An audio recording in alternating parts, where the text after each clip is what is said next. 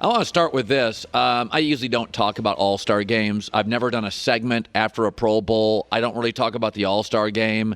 I don't talk about the hockey All-Star game. I really don't talk about the NBA All-Star game. But yesterday is significant, not just because it was really, really entertaining, but over the last 15 years, if LeBron James cares about something, then the players care about something. This is a star-driven league. In the NFL, the stars bail on the Pro Bowl. You know, let's face it, they play it before the Super Bowl, so many of the best players aren't available, and the other available players, stars, don't want to play in the game. So what is the symbolism? What is the signal in the National Football League to the players who aren't superstars? Well, the superstars don't want to play in it. Well, what do I care about? It's a vacation. But in the NBA, LeBron James decided this weekend, this game matters. And so it mattered. It was not just about tweaking the rules, because if it was just about that, then why did Kawhi Leonard come out in the first half, guns blazing, I'm going to take home the MVP? If LeBron cares about something politically, the other stars care. LeBron James says you need to own your own media platforms. Steph and KD followed. LeBron James says to the commissioner, we got to have fewer back-to-back games. We'll give the fans a higher quality product. The commissioner listens. LeBron's like, I'm not into load management. Outside of Kawhi Leonard, who's a quirky personality, and many do defend his physicality, there is an issue with his knee, the players follow. Michael Jordan had remarkable influence among the fans, Be Like Mike, advertisers, Gatorade, McDonald's, and the media. LeBron has remarkable influence among the players. If he cares about a political issue, all of them do. If he cares about the scheduling, the commissioner does. If he cares about the All-Star game, that thing looked like a playoff game. You got a bunch of guys with titles and rings and $100 million net worth, and they're playing that fourth quarter like it's game 5 of a second-round playoff series. That is influence. And LeBron can have his critics, and he's been to the finals, and he's lost a lot. It should be noted, Jerry West had been to like 9, 10, 11 finals before he won, and he's the damn logo. But LeBron James caring about the All-Star weekend. It's kind of a wide-open weekend. You got the NASCAR race, right, the Daytona 500. You got a new sport, the XFL. You kind of got the All-Star weekend. And LeBron has made a point. The game matters. I'm going to leave the dunk contest to the kids. The dunk contest is the home run derby. I'm going to leave that Saturday night to the kids.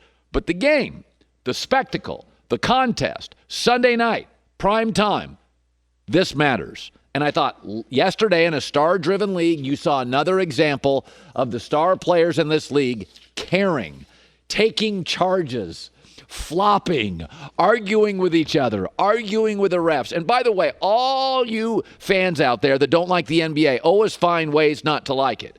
And I always hear about, where's the parity? I don't know, did you watch Kawhi, LeBron, and AD playing together in the fourth quarter? I'd watch that. Really? How come Clemson and Alabama football fans don't complain when they get all the 5-star athletes? You don't love parity then. Ohio State football fans cheer when they get more 5-star athletes than everybody else in the Big Ten combined. I don't hear you cheering for parity then. I don't hear you NFL fans. The Saints keep winning their division. The Patriots keep winning their division. I don't hear Patriots and Saint fans complaining about parity. Green Bay will probably win their division for the next 3 with Aaron Rodgers. I don't hear anybody in Green Bay complaining about parity. I don't want parity. We had it in the NBAs in the 70s. Nobody watched. My Sonics won. Elvin Hayes won. Dr. J won. Portland won. And nobody watched. You know what they watched? All those stars lining up yesterday and caring and playing hard like it mattered, and that game is going to get a big fat rating because of it. I like stars. Parity's overrated. And if LeBron cares about something, the stars, the league, and the commissioner do. I thought it was a great Sunday for the league. 14 years in the NBA. He's one of our fine NBA analysts, one of our absolute favorites. Steven Jackson joining us now, brought to you by Mercedes-Benz. The best or nothing, just like Steven Jackson. The best or nothing, folks. We don't go to B-listers. So first of all, I was saying this. Like the NBA is a star-driven league. In the NFL, the stars don't want to play in the Pro Bowl mostly, and so the symbolism is who gives a rip, right? In the NBA, I watch Kawhi early and LeBron late, and I'm like, the message is LeBron cares and Kawhi cares. So when I'm watching that game, I'm like, well, if I was a lesser all-star and LeBron's going at it, I'd be like, Kyle Lowry's out there like it's Game 7 of the finals. I think it does matter when the stars care about this game, doesn't it? Yeah, it matters, but, having to win every quarter made them play like that from the beginning. And I think the new rules, how they switched the game up, helped the competition of the game. Winning every quarter, I was telling somebody earlier, when coaches that teach their teams to win every quarter to win games, they come out and play harder from the beginning of the game. If you watch it, all the coaches that coach teams and they coach winning quarters. A lot of coaches don't coach that, but the coaches that do, their teams come out and they always try to win that first quarter. I think the emphasis they put on winning quarters for the charities and stuff like that made them play at a high level from the beginning of the game. And LeBron and Greek Freak play like that from the jump. I mean, look at it. Watch the huddles. Yeah. They're like totally into it. I think that's how games should be, though. All-Star games should be like that. Well, you were not a guy that could mail it in. You didn't have really a second gear. You played hard or you didn't play. Right. Greek Freak is the same way. He has one speed. Nobody expected Damian Lillard's pretty much like Damian competes. He competes, but Greek Freak, before the game, he wasn't really into shaking hands. Before the game, it's an all-star game, but if you see his dunks at the beginning of the game, he was dunking those things pretty hard. Like, he was serious, and he was trying to win that game. I think that LeBron had all the closers. All the closers That's on that right. team. So it was written for them to win. It's kind of funny. I'm watching at the end of the game, and you've got AD and LeBron and Kawhi playing together and pretty seamlessly. And this is one of the things I've been hitting on for years. Nobody wants parity if they're winning. In college football, Alabama and Clemson get all the good players. Right. Their fans don't want parity. Right. Kentucky basketball fans and Duke fans, they're like, yeah, we got all the 5-star guys. They don't want any parity.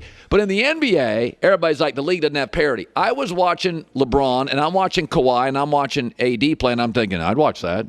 That'd be scary. That'd be arguably the greatest basketball team ever. Isn't sort of even down to AAU, Stephen? Stars align. In AAU, all the best players from Atlanta go to the same AAU team, don't they? All the players, any AAU team, California, they get all the best players. And this is when I was in middle school, so it's been like that.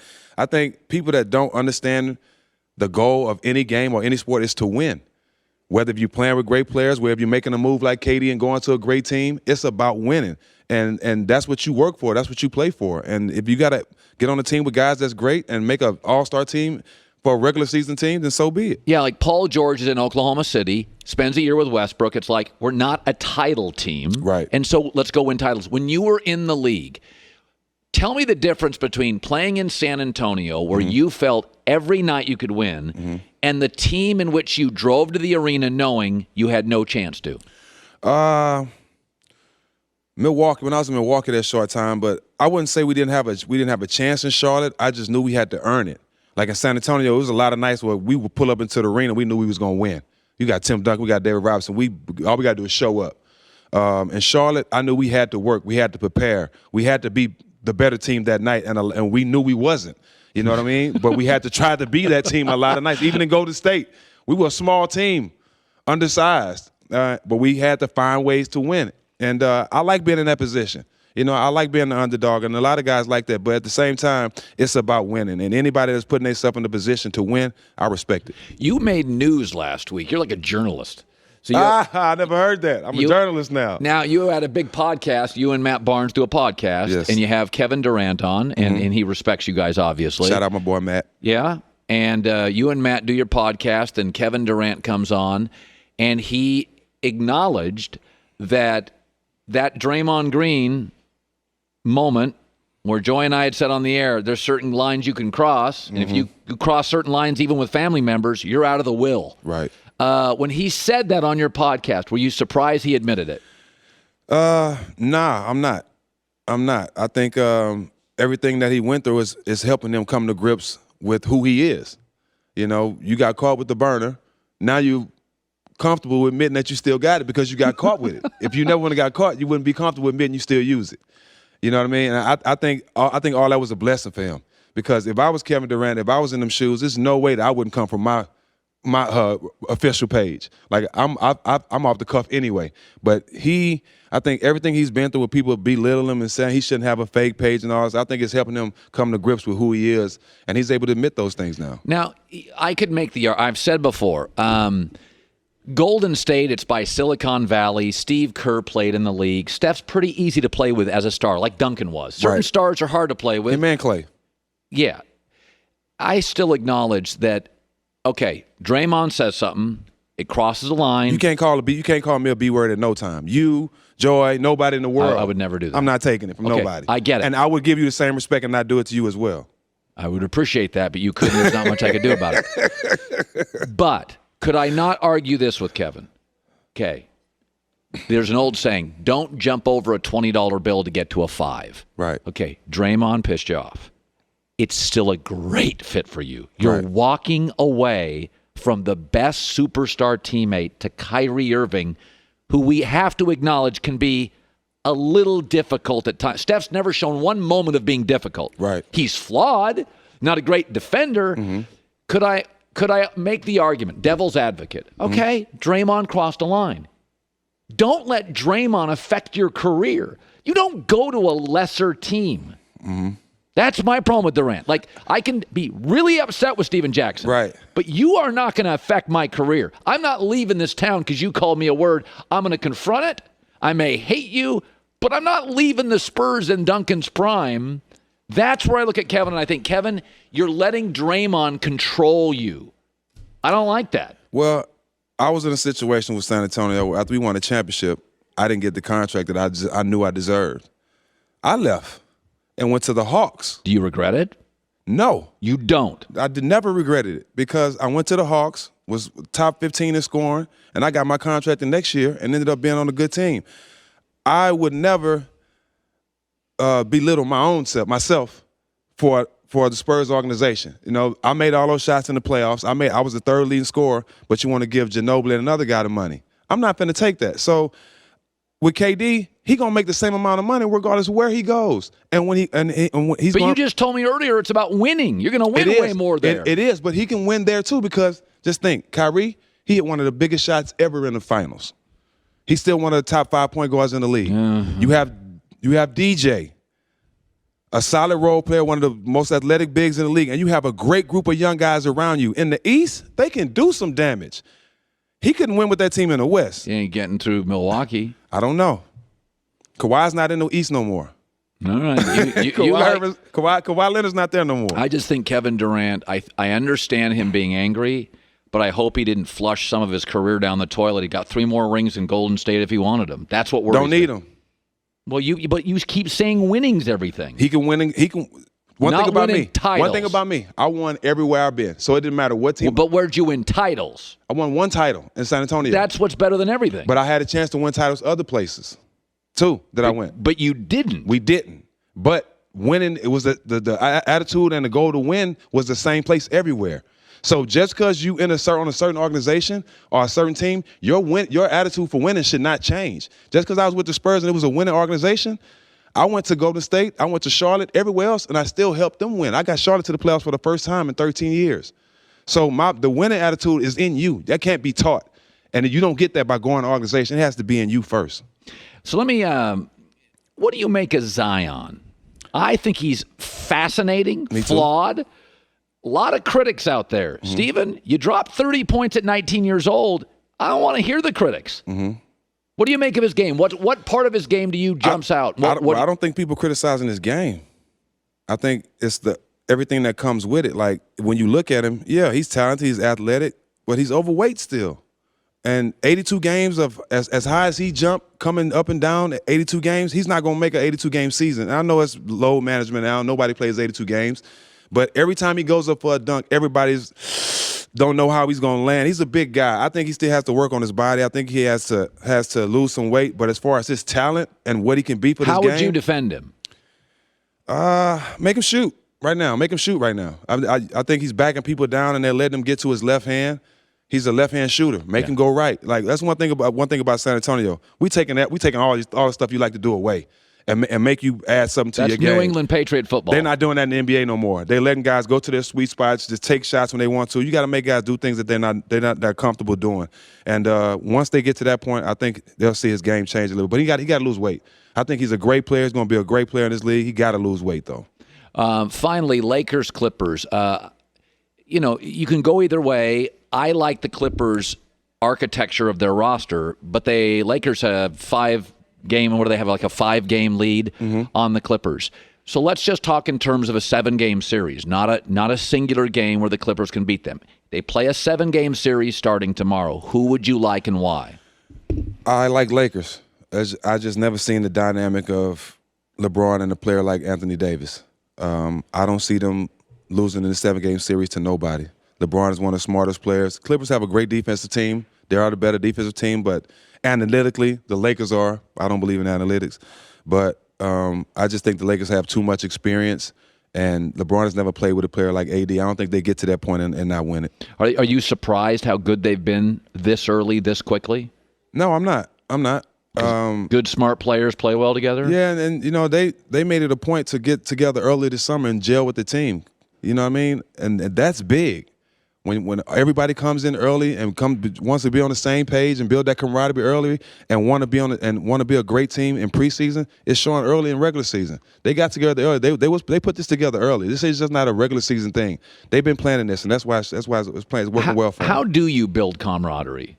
It can't just be go to the gym 2 hours. And it can't be fake either. You can't camaraderie. It doesn't build just because you're on the same team. You got to want to be friends. Like you got to want to hang out with this guy. You got to care about the things he has going on off the court just as much as he cares about the things you have going on. And that's how it was with us at Golden State. I think when one person said they was going out to eat, I'm going too. We all going. And that builds camaraderie. That's how the Spurs were. Great story. No, not go. The Spurs were. We built a team bond over paintball. Tim Duncan loved playing paintball, so he used to bring all the teammates out to play paintball. And I think the reason why me and Tim became so cool, we were playing paintball. He used to send me out to get the flag because I wasn't scared to get shot by the paintballs. I ain't scared of number guard. And one hit me, and I kind of kept running. It didn't bust, so I ran up to the top, and my mask fogged up. And I had to, as I got ready to grab the flag, I slipped, and I hit my face on the steps. Boom! So blood is shooting everywhere. My mask lit up because it was fogged. I couldn't see. So as I put my mask down to show I got the flag, everybody's shooting me because they think I'm still in the game. So it's blood just shooting everywhere. So they think it's paint. So Tim, after we get through playing, my lips swole, and all he thinking about is how I'm gonna tell Pop that I got us out here playing paintball in training camp. So we make up a whole story. I fall or I do something and lie about it, and Pop fall for it. So we get to continue to play paintball. But that's how the Spurs gel in the summertime. They play paintball. I think that's great. It's cool. I love it. Yeah. No, I think the one I said last year, LeBron's first year in Los Angeles, he never felt like part of the guys. Part of it was he didn't like the roster. He didn't like all the young guys. Mm-hmm. Then you put Anthony Davis around him, Danny Green around him. You got to have something in common. And they're all like his age. Mm-hmm. They've all had his life experience. Maybe they have kids. Maybe it really is true. Like last year, you gave them a bunch of Lonzo balls. They're kids. Right. Nothing in common. They have nothing in common. Yep. And a lot of them don't appreciate the game the way he does, too. Yeah. Thanks for telling that story. No problem. You my guy. This is my favorite show. Story time with Stephen A. Jackson. Pop's watching the show. Stephen A. I'm not a Stephen A. You said Stephen A. Jackson. Stephen Jackson. Just call me Stack. It's easier. Okay. Did I call you that, really? Yeah, you can call me. Everybody else do. Good seeing you, bye. Rick Bucher joins us, senior writer, Bleacher Report, FS1. I will take HGH to extend my career at some point. Now, I'll figure out a legal or illegal way to take it. You're announcing that on this show right now. You will be doing that in order to extend your career. It's not going to make me better than I was in my prime, virtually impossible. But it will extend my my ability to do this into my 70s because I don't want to sit home and hit golf balls. Right. So I will find a means. Goulet just said in my ear it's not illegal. So I will find a way to do. Yeah, sports have rules. Sports radio guys can do anything. Very true, and have. As has been documented. Yes. So you were in Chicago at the All-Star Weekend. Yes. Now, you've been covering this thing for 2 decades. It is big now. Yes. It doesn't feel like 15 years ago. It's monstrous. It's become a a corporate bonanza, and it really feels disconnected, or it has felt disconnected from the league and the game. It once upon a time, it really was a mid-season break where the NBA family got together.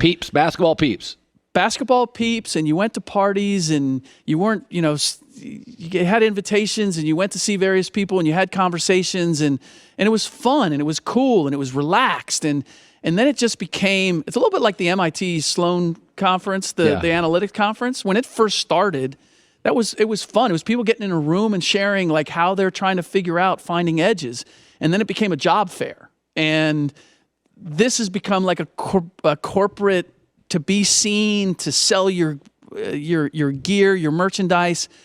And this year changed. This year was different because of Kobe. Kobe and mourning his loss, and everybody coming to grips with that, and everybody sharing that sorrow, made it feel like a family again. It was about basketball and family. It was a unifying element that everybody could relate to, and it just took that corporate temperature down a couple degrees and made everybody come back to, this is what we really love about the game. Even something, quite honestly, that had been lost over the course of this season. It's become all about load management and analytics and shooting threes and the despair and superstars changing teams and who's controlling the league. And this became old-fashioned. Let's see who's the best on the court, and let's win not because of the dividends that it's going to deliver, but because we want to prove that we're the best player in the game right now. I was saying earlier that Michael Jordan had immense impact in titles, fans, and media and advertisers, Gatorade, McDonald's. I always felt LeBron's influence is really, he has clearly some ratings influence, but amongst players. If he has a political agenda that he cares about, they do. Mm-hmm. He cared about the schedule lightening up. Players did. The commissioner did. He takes this All-Star game seriously. The players do.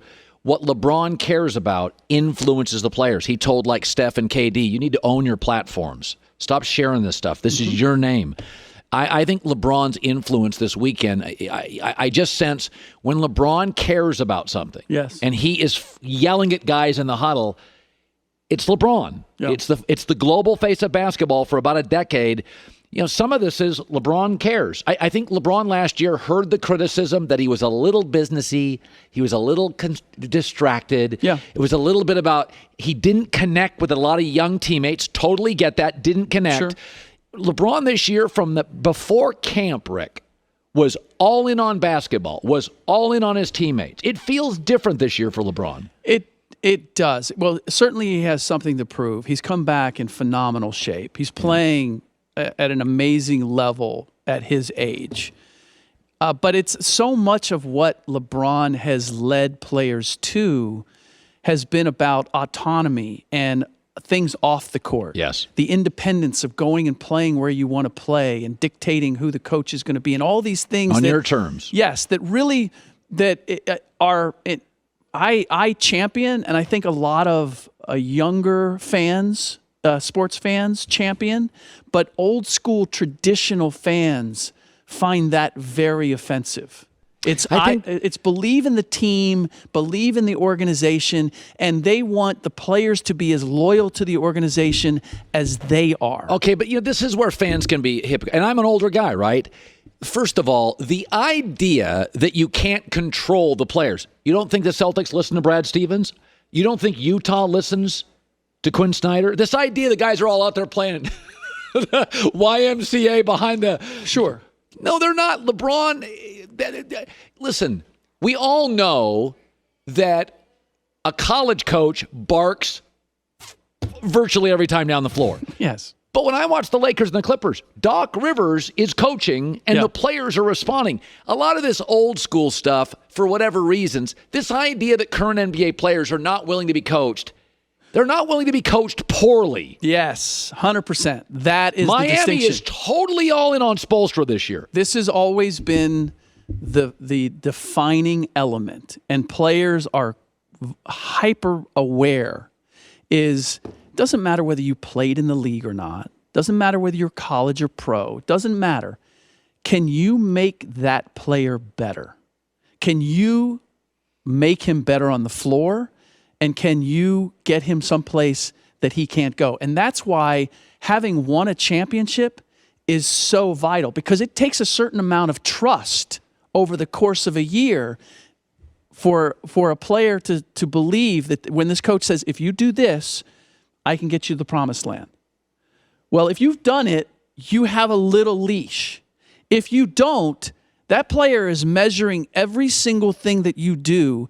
And the second you do something where he goes, bruh, I've been in this league 10 years. I know that doesn't work. You've lost them. Now, they'll still go along with it, but you've lost that 1, 2, 3% belief, commitment to what you want to do that is the difference between winning and losing. And that's just the reality, because in so many situations, you have coaches coming in, running teams that don't know the NBA game as well as the guys that they're coaching. Yeah, listen, I got nothing against Doug Collins. I think his son at Northwestern's doing a great job. Michael didn't like to be coached by Doug Collins. Michael wanted to be coached by somebody else. The somebody else was Phil Jackson. They won a bunch of titles with him. Okay, so Magic Johnson didn't want to be coached by Mr. Westhead. Paul Westhead at one time. They had a problem. He wanted to be coached by somebody else. The somebody else was Pat Riley. They won a bunch of titles. The high-end players in this league, generally, LeBron's instincts on basketball are unbelievable. He's imperfect, but the reality is, and I'm the same way, so I can't be a hypocrite on this. I'm willing to be managed. I'm not willing at this point in my career to be managed poorly. Right. Okay, I know broadcasting. LeBron knows basketball. I love when my managers I respect say tweak, tweak, tweak. Mm-hmm. But by and large, when coaches have been tough on coaches, it's been the wrong coach. Yeah. Well, and that's the thing is one of the problems though is you're talking about LeBron, who has, again, he has the cachet, he has the experience. LeBron says, "This is what I need to go win a championship." I'm listening to LeBron. I'm going to do what David Griffin did. I'll hawk my franchise in order to get what he needs because he knows what he needs. There are too many other players now in the league who don't have that gravity, don't have that ability, and they want the same say-so. I need this, get me this, and that's where you get into trouble. Yeah, now there's a difference between pushing back on a coach and personnel. I don't always agree with LeBron's personnel. For instance, LeBron comes to a team and wants them to be old veterans. Right. I'm not becoming Cocoon, the movie. Like, right. I need somebody in their 20s. But I do think if you look at the history of the stars in the NBA that have pushed back on their coach, Magic and Michael and LeBron, they've been right. Now, Kyrie pushed back on their coach, but I think Kyrie is somebody that's been more difficult. His history is he's difficult on everybody. Yes. Well, and he doesn't have the same cachet. I mean, this is always the measuring stick for every single player, is the greater they are, the more they can get away with, the more latitude they get. The second you're not great enough to win, and it's still about trying to win. So if you're a great player and you can win me games, I will put up with an awful lot. The second that you can't win me games and I still have to put up with a lot, now we have a problem. Now I'm ready to move on because I will put up with a lot. I will compromise my authority or my position or my say-so if you're going to get me to a championship. You're going to get me farther than I can by myself. But when the second you can't, I'm not giving that up. You know, it's an interesting thing. You made me think of something with LeBron and his influence. LeBron doesn't believe in load management. So overwhelmingly the stars, I mean, listen, they all take days off. And he load manages over the course of games. Like, he load manages in games. But he plays. But he shows up. Who gives you 34 minutes. He does now. This whole idea that he's never load managed is a crock. Well, but he's done it in various seasons at various points in his career. Okay, but Kawhi's taken it to a new level, a weekly basis, no back-to-backs, but he doesn't have influence over players. People look at Kawhi and think he's quirky, odd, and great, but he doesn't have any influence. People don't wear what he wears. They don't act how he acts. Yeah. Like if LeBron was Kawhi and said load management, NBA would have a massive problem. Instead, we got one guy who does it a lot. The people that don't like the NBA use it as the whole league is doing load management. No, they're Harden plays every night. Giannis and Damian play every night, don't they? Yeah, this is what I disagree with, making Kawhi the poster boy of load management. Isn't he? He's dealing with a legitimate physical issue. For 4 years? Yeah. Yeah. And he's working his way, and he's won a championship doing it this way. I honestly think he has something legitimately that he looks at and says, it's a little bit like what Derrick Rose went through. Derrick Rose showed up, played hurt, played with injuries, body fell apart. And then he had to figure out, okay, so how do I get to the finish line? Right. Because it's not about playing 82 games. It's about I want to try to win a championship. Right. That's what Kawhi wants to do. And do the Clippers believe that? Yes, yes, and I believe that there's plenty of players around the league who believe that. The problem with load management is that it's now become a badge of honor. I get to take games off. I don't have to play back-to-backs because I'm so important to the franchise that when I do play, I'm going to make it up for you. Even if I don't. How many guys do load management? I mean, really do it. I don't think it's as big. Let's just go stars. I don't care about B guys. Giannis doesn't. But there's different ways. There's different ways to load manage. What are different ways? It's not just missing games. Not practicing. Well, who cares about that? It matters. Depending on where your team is and how old your star is, I need everybody on the floor practicing and playing. Charles Barkley was the worst practice player in league history. He played. Now we're talking about two different eras. I totally push back on this. He is. You're counting practice for load management. How many young teams did Charles Barkley play on? He always played on veteran teams. You can't count practice, Rick, for load management. That's not a stigma. No. There are ways to. If you're taking days off, if you're not practicing, I'm talking. I pay $300 to take my son. You don't show. That pisses me off as a fan. No. From a fan standpoint, my point is, who's really doing it outside of Kawhi? There's a lot of guys that are doing it. A lot. Yes. Taking a lot of days off on Saturday night when I bring my fam in. Yes. Name them. Name the guys who were playing. Name the guys who were playing 82 games. Well, no. I don't need 82. You've named like 2 or 3 guys. No. I don't need 82. 76 games. You've given me a season. George Brett's my favorite baseball player ever. He missed 40 games a year. You know, I didn't know we were going to go to this subject. Otherwise, I would have brought you a list. Of the guys. I have a list. I want to see it. It's in my dressing room. I'll get it. We'll do this.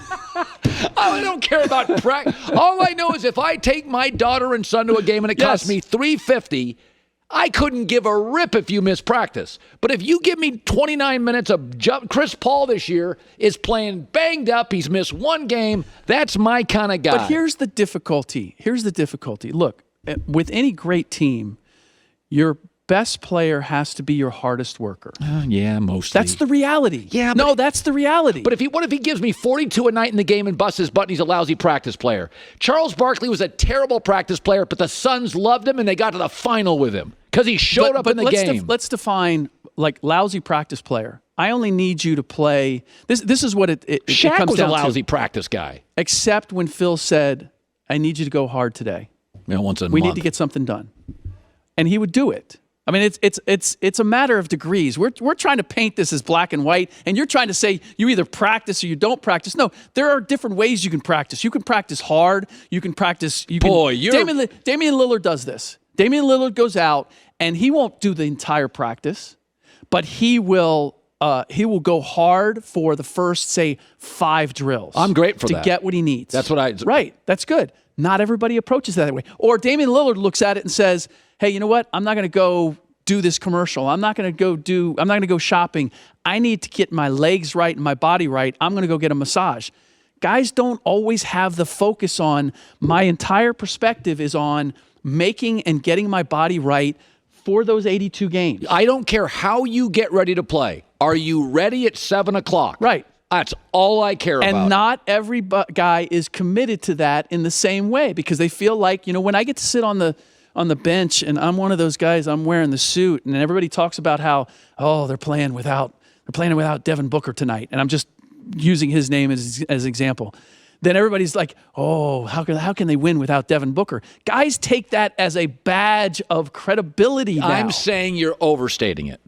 And I say that practice thing is hooey. I got to go, but that's a hooey argument. Wow. Do you think anybody in the Rose City, yes, they pull in their nice car to the Rose Garden and they walk in with their son and they're like, yeah, Damian didn't give the second half of practice a real run today. I am furious.